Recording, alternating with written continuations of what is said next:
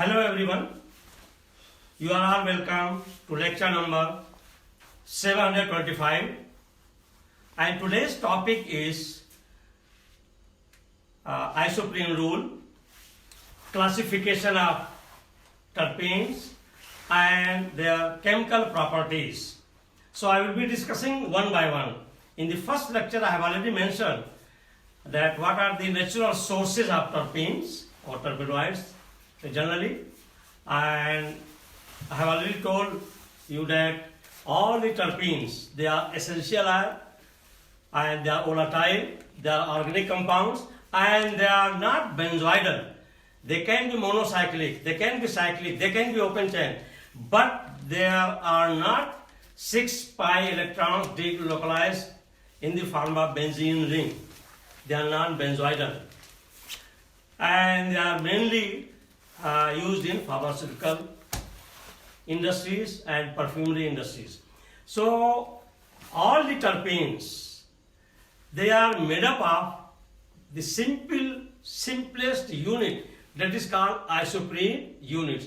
And how isoprene units are arranged, that arrangement is called isoprene rule. And the isoprene units, they are C5H10. I mean like this, for example, it is your CH2, then C,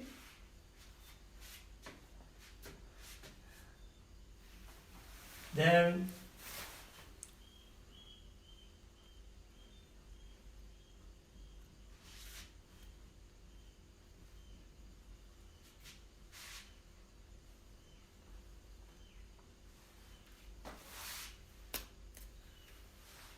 so this is your actually isoprene unit. How many carbon is there? 1, 2, 3, 4 and 5. So it is having 5 carbon and the number of hydrogens are 2 plus 3, 5, 6, 7, 8. So it is H8. And if we are counting 8 like this, 1, 2, 3, 4. So this C5H8 is called isoprene unit. And if we are writing as per IUPAC name, you know at 2 position there is methyl group. So you can write 2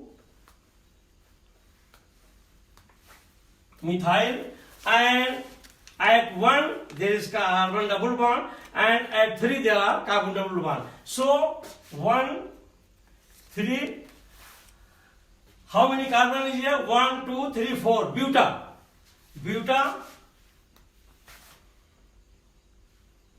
di-ene. Di means 2, in means double bond.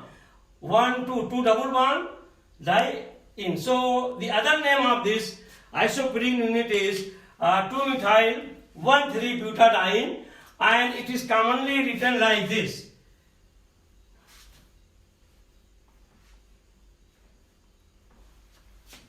This is actually in the books. This isoprene unit is written like this. It is your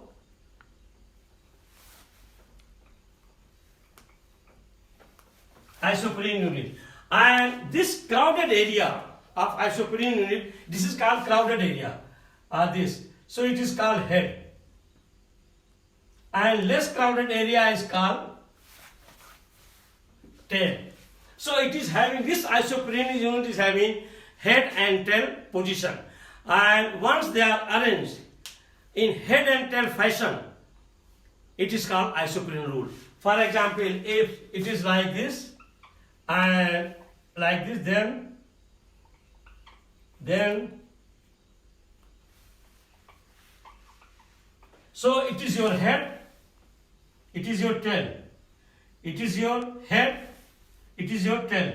So such type of arrangement of isoprene unit, that is C5H8, is called isoprene rule. So the definition of isoprene rule is that the arrangement of isoprene units in head and tail fashion is called isoprene rule, and compounds are called terpenes.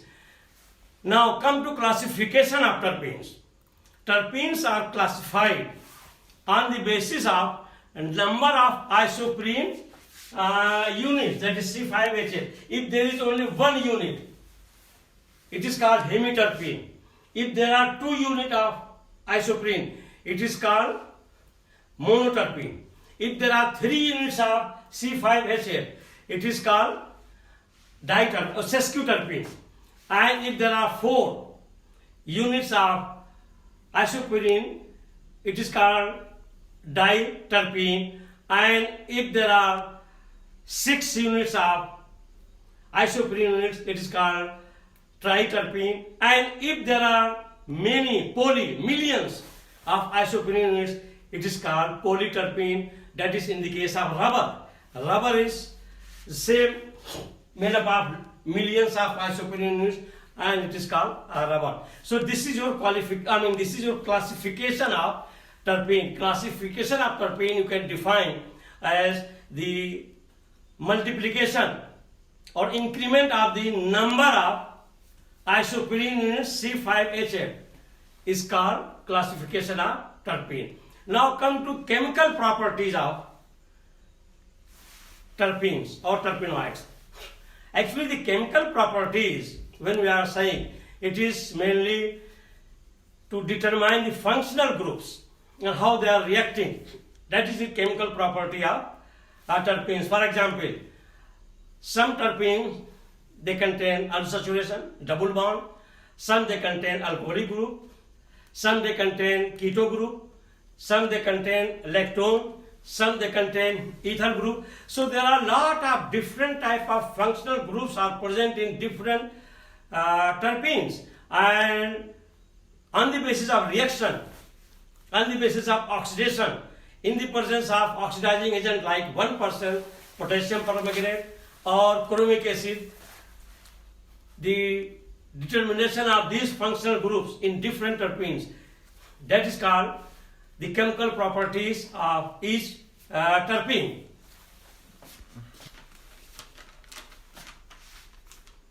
It's okay. So as I have already told you, I have given in writing number 1 isoprene rule. So the joining of carbon 1 and carbon 4 means carbon 1 means that is head and carbon 4 means tail. So head and tail fashion in head and tail position is known as isoprene rule. So this is your isoprene unit C5H8, and this crowded area is called head, and this area which is not crowded is called tail. So head and tail 1 and 4, once they are joining in this way, head and tail position or fashion, it is called isoprene rule.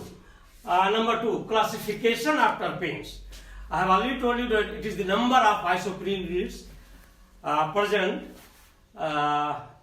is determining the classification of terpene 1, 2, 3, 4, 5 isoprene units. So number 1 is that is the terpenes have been classified on the basis of number of isoprene unit present in that particular terpene. So number 1, if we are saying hemiterpene is having only one isoprene unit, that is C5, and it is one isoprene unit. When we are saying that is monoterpene means it is having two isoprene units, that is C10.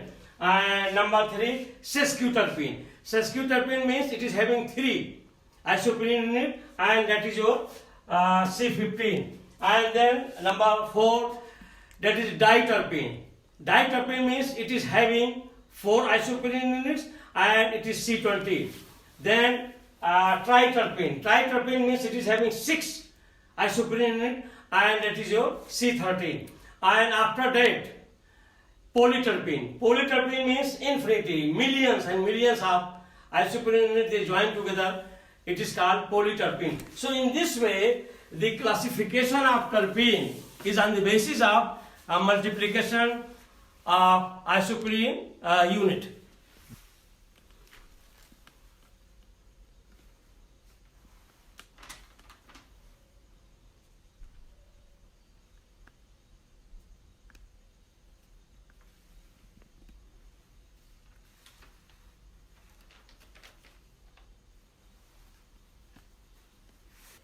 So the third one is that is chemical properties of terpenes or terpenoids, and these chemical properties are mainly determined by the type of functional groups present in the terpene, and there are different type of functional groups.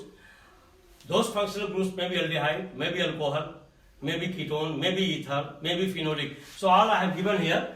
The chemical properties, they show the chemical properties of functional groups like unsaturation, alcoholic group, aldehyde group, ether group, phenolic group, lactone group. So for example, here myrcene. Myrcene is a type of terpene, and that terpene is a hydrocarbon terpene which is having 3 double bond. So that is unsaturation. So here the chemical properties are determined by this unsaturation because lot of addition reaction will take place, hydrogenation and bromination.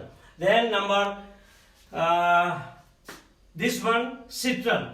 Here CHO means it is having aldehyde group. So in citral the functional group is aldehyde group. So it will give all the test of aldehyde functional group. Then alpha terpineol. Alpha terpineol is a terpene, very common terpene, and it is having alcoholic group. That's why it is also known as alcoholic terpene.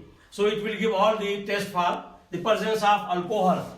Then ketonic acid. It is actually your terpenylic ketonic acid. So it will give the test for presence of ketone.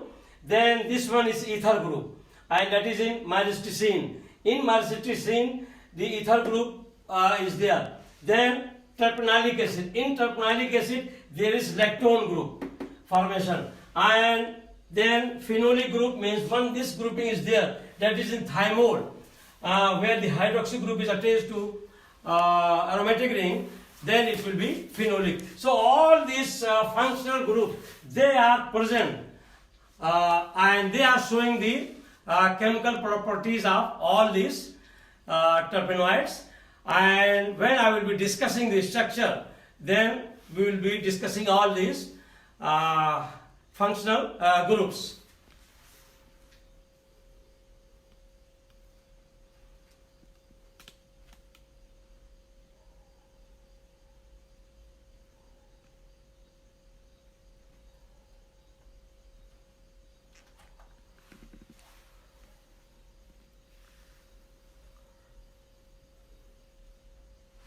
So here I have already given today that is isoprene rule, classification of terpene, and also the chemical properties.